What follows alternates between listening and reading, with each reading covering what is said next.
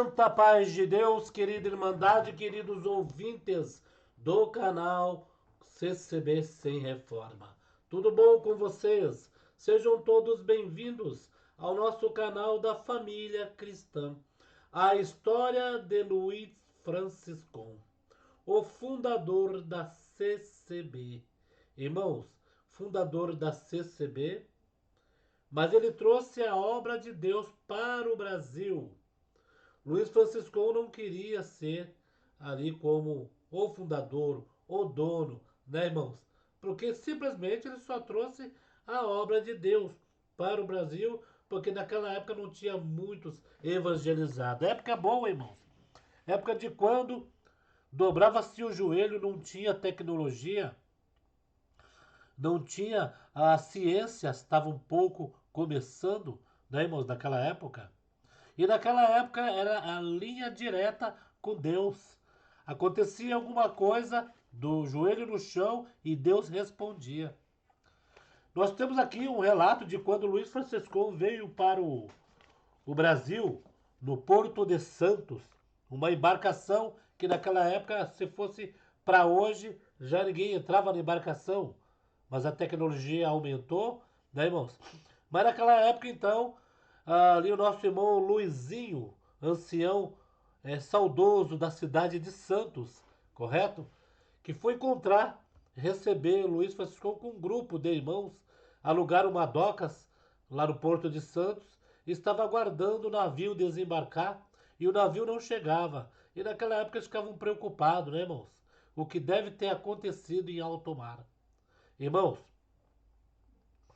então Luiz Francisco desce da embarcação, ou melhor dizendo, quando a embarcação já aparece lá no horizonte, os irmãos já vê a embarcação, foi anunciado, estava com algumas horas de atraso, mas estavam todos orando para que Deus, né, fosse ao encontro daquela embarcação, com certeza onde estava Luiz Francisco, e com certeza tinha outras pessoas, né? Então, quando houve aquele falatório, olha, já está chegando, alguns estavam orando e Deus selou com a promessa do Espírito Santo. Época boa, né, irmãos?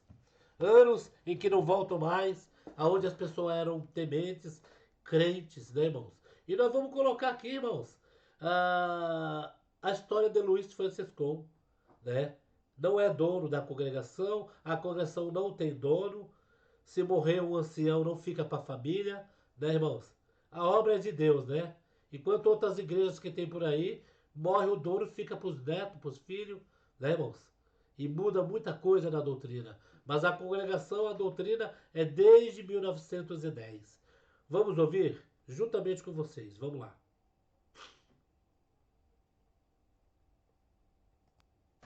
Vai. No final do século XIX, enquanto a Europa fervilhava em mudanças políticas e a América se industrializava, um homem simples, de origem italiana, começava uma caminhada silenciosa que influenciaria profundamente a fé cristã no Brasil. Seu nome era Luigi Franciscon, e embora poucos fora da congregação cristã no Brasil conheçam sua história, seu legado atravessou oceanos, atravessou sistemas religiosos e deixou marcas que ainda hoje moldam milhares de vidas. Luigi Franciscon nasceu no dia 29 de março de 1866, na cidade de Cavasso no Ovo, na região de Friuli, norte da Itália. Criado dentro da fé católica, como era comum na Itália daquela época, Franciscon cresceu em um ambiente marcado pela tradição e pelo apego à religião institucional. Ainda jovem, migrou com sua família para os Estados Unidos, em busca de melhores condições de vida. Foi em Chicago, já no fim do século XIX, que Franciscon começou a se envolver com a Igreja Presbiteriana Italiana. Lá, teve acesso direto às Escrituras, e aos poucos começou a questionar práticas e doutrinas que não via fundamentadas na Bíblia. Esse desejo de viver uma fé mais próxima da verdade apostólica se tornaria o motor de sua vida. Ele não estava atrás de novas formas, mas da restauração da simplicidade e da pureza espiritual descrita no Novo Testamento. A primeira grande ruptura aconteceu em 1900, quando Franciscon foi desligado da Igreja Presbiteriana. A causa: ele havia passado a defender abertamente a doutrina do batismo por imersão e da cura divina, baseando-se no exemplo de Jesus e dos apóstolos. Suas ideias, embora profundamente enraizadas nas Escrituras, foram vistas como ameaça à estrutura tradicional da Igreja. Isso, porém, não o deteve. Em vez de se revoltar ou criar contenda, Francescon passou a reunir-se em casa com um pequeno grupo de irmãos que compartilhavam da mesma busca por uma fé viva e bíblica. Ali nascia um movimento de retorno às origens da Igreja primitiva, sem placas, sem títulos, sem rituais humanos, apenas irmãos unidos pelo Espírito. Por volta de 1907, Francescon teve contato com o movimento pentecostal que surgia em Los Angeles, especialmente a partir do famoso avivamento da Rua Azusa.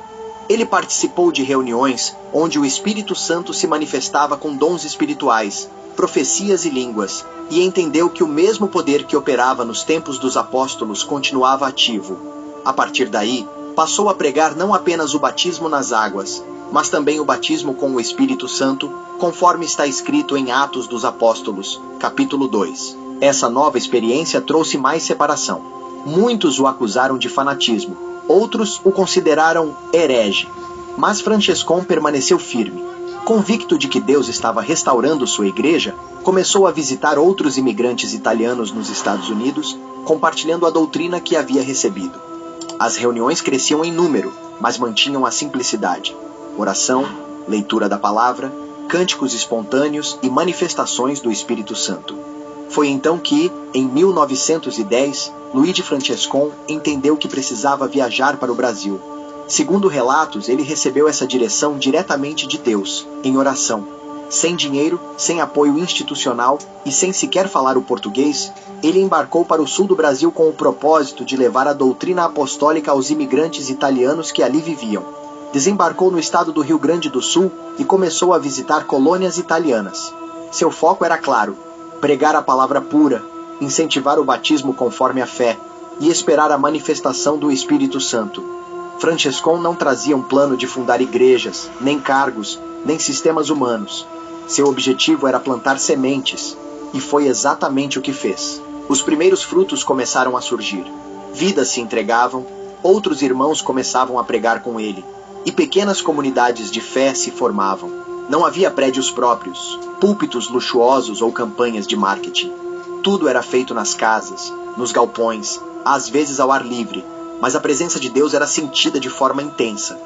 Após sua primeira viagem, retornou aos Estados Unidos, mas voltou ao Brasil em outras ocasiões, sempre com o mesmo propósito: fortalecer os irmãos, ordenar cooperadores, encorajar os novos convertidos e manter a simplicidade do Evangelho. Foi assim que, aos poucos, o movimento iniciado por Francescon foi crescendo, sem pressa, sem alarde, mas com profundidade.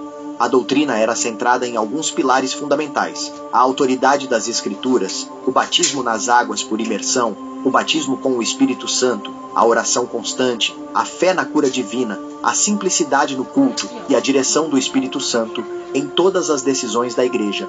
Nenhuma prática era adotada sem base bíblica, nenhuma doutrina era imposta sem confirmação espiritual. Francescon evitava ao máximo qualquer tipo de institucionalização. Recusava títulos como fundador ou pastor-chefe e dizia que a obra era de Deus, não de homens. Seu zelo era tanto que, segundo relatos, chegou a repreender irmãos que queriam dar destaque à sua imagem. Ele queria desaparecer para que Cristo aparecesse. Essa mentalidade, radicalmente contrária à cultura religiosa de sua época, foi um dos pilares da identidade da congregação cristã no Brasil. Mas nem todos concordaram com suas decisões. Houve divergências, inclusive entre irmãos próximos. Alguns desejavam organizar a igreja de forma mais tradicional, com cargos definidos e maior estrutura.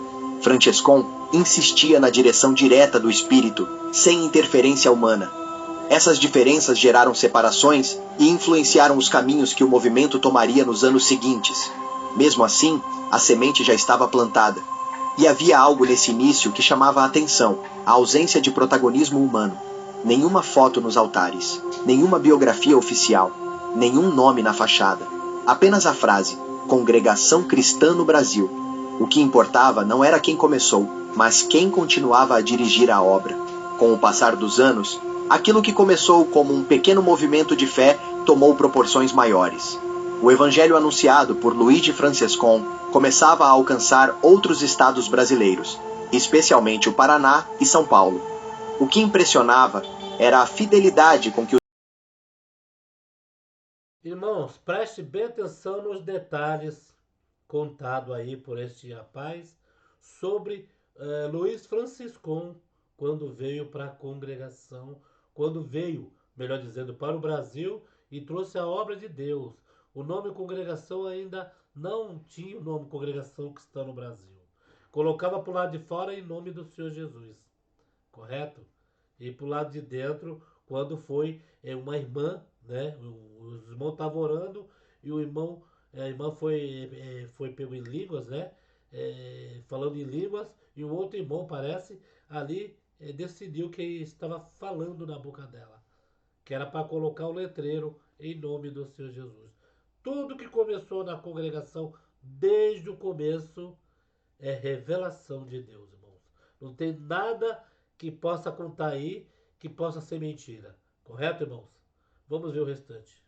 os ensinamentos bíblicos eram aplicados e o respeito às manifestações do Espírito Santo. Os cultos não seguiam liturgias formais, nem roteiros humanos, mas ocorriam sob oração e plena dependência de Deus. 92% das pessoas que têm formigamento ou dormência nas mãos ou pés não estão percebendo os sinais de alerta sob oração e plena dependência de Deus. Entre 1913 e 1920, a mensagem da congregação já havia se espalhado em diversas regiões do país. Francescon retornava ao Brasil sempre que podia, fortalecendo os grupos e orientando irmãos sobre como manter a obra fiel à doutrina original. Um dos aspectos mais marcantes desse período foi a escolha de irmãos que seriam usados como cooperadores, diáconos e posteriormente anciães, sempre por meio da oração e da busca pela confirmação espiritual. Francescon fazia questão de frisar que ninguém deveria se auto-intitular líder. A liderança na congregação deveria ser reconhecida pelo corpo da igreja e confirmada pelo Espírito Santo, através de dons espirituais e sinais claros de humildade, sabedoria e temor a Deus. Esse padrão, raro em tempos de igrejas centralizadas em figuras carismáticas, firmava um modelo de governo eclesiástico que pretendia ser completamente guiado pelo alto. Foi durante esse tempo que surgiu a primeira ata da Congregação Cristã no Brasil, no ano de 1927, registrada em São Paulo. Essa ata oficializava a existência jurídica da igreja no país, estabelecendo seu nome, Congregação Cristã no Brasil, e reforçando os princípios bíblicos que a guiavam. Entre os pontos estabelecidos estavam a não remuneração de cooperadores e ministros, a ausência de hierarquias denominacionais e a rejeição ao ecumenismo e ao envolvimento político. Contudo, essa institucionalização causou desconforto para Francescon. Mesmo sendo necessária para a regularização da igreja diante das autoridades civis brasileiras, ele temia que o movimento perdesse a essência espiritual em troca de uma estrutura humana. Ele acreditava que a obra deveria permanecer leve, descentralizada e puramente espiritual, para não cair nas armadilhas da burocracia e da vanglória. Esse ponto é crucial para entendermos por que, até hoje, a congregação cristã no Brasil tem práticas tão diferentes de outras igrejas. Não há culto de aniversário pastoral, nem campanhas financeiras, nem pregações motivacionais com foco em prosperidade. Tudo isso é reflexo direto da visão de Luigi Francescon, que sempre apontava para Cristo e jamais para si mesmo. Ele também influenciou diretamente os ensinos da doutrina da modéstia, tanto na vestimenta quanto no comportamento dos fiéis. O silêncio das irmãs no culto, o uso do véu, a reverência ao entrar na casa de oração e a ausência de palmas ou coreografias são aspectos que remetem ao desejo de preservar um ambiente sagrado, reverente e centrado exclusivamente em Deus. Até mesmo a música da congregação carrega a marca de Francescon. Ele incentivava o uso de hinos congregacionais sem acompanhamento emocional excessivo, com foco na letra e na harmonia, como forma de adoração reverente. Assim, surgiram os primeiros hinários, inicialmente com versões traduzidas de hinos italianos e norte-americanos, que com o tempo foram adaptados para o contexto brasileiro. Mas apesar da forte presença no Brasil, Francescon jamais deixou de atuar nos Estados Unidos. Ele continuava pregando em Chicago, e outras cidades americanas, onde a congregação cristã também crescia entre imigrantes italianos e, posteriormente, outras nacionalidades. Sua missão era dupla: fortalecer a obra nos dois continentes e manter a unidade da fé, mesmo que os contextos culturais fossem diferentes. Francescon nunca buscou reconhecimento público. Não há monumentos em sua homenagem erguidos por sua própria vontade. Ele não escreveu autobiografias, nem fundou escolas teológicas com seu nome. Seu foco era a Bíblia, a oração e a dependência total de Deus. Esse desapego ao ego humano tornou-se um dos grandes legados do seu ministério. Porém, mesmo com sua intenção de preservar a unidade, divisões começaram a surgir. Após sua morte, ocorrida em 1964, alguns grupos tomaram rumos distintos. Em certas regiões, a congregação foi se adaptando culturalmente, enquanto em outras manteve rigidez absoluta. Algumas decisões passaram a ser tomadas com mais peso administrativo do que espiritual, o que gerou críticas internas e externas. Ainda assim, é inegável que a obra que Francescon iniciou permanece viva. A congregação cristã no Brasil, com todas as suas particularidades, representa uma das maiores expressões do cristianismo não denominacional no país. Seu modelo de simplicidade, reverência, foco na Bíblia e na ação do Espírito Santo ainda atrai milhões de pessoas em busca de uma fé autêntica e desprovida de interesses humanos. Hoje, muitos sequer sabem quem foi Luigi Francescon. Ele não é cultuado como santo, nem lembrado com títulos pomposos.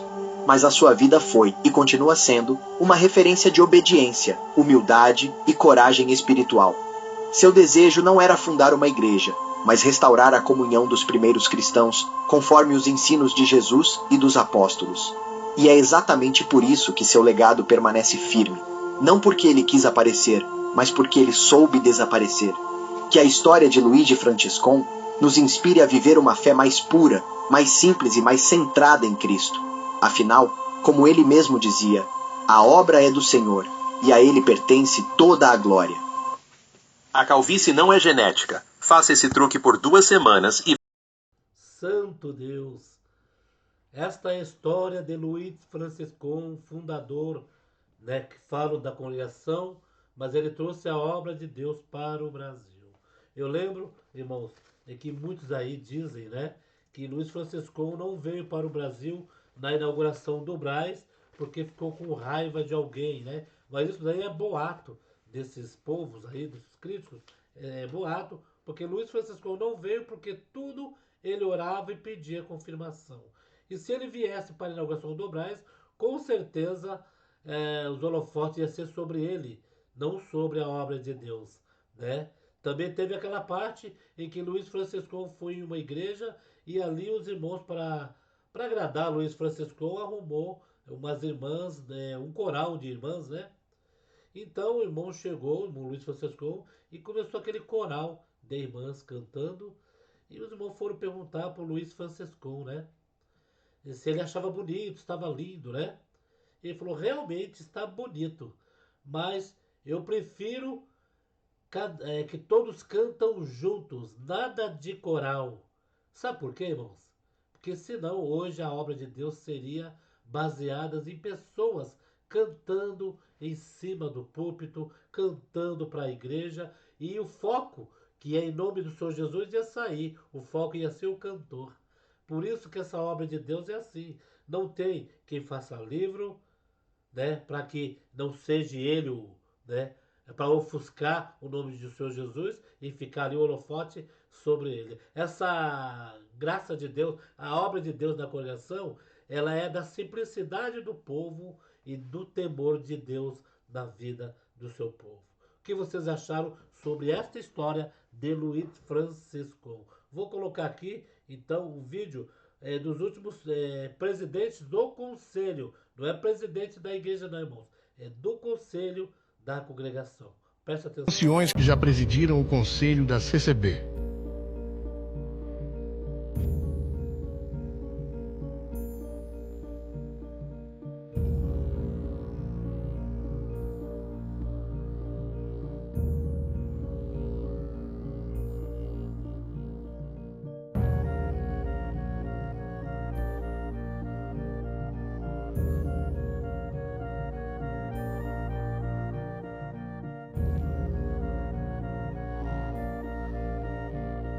Santo Deus, né, irmãos? Podemos observar então que essa obra é de Deus, não é do homem. O que vocês acharam? Deixa aqui seus comentários e compartilhem esse vídeo nas redes sociais, WhatsApp, Facebook. Fiquem todos na santa paz de Deus e no grato amor de Cristo Jesus.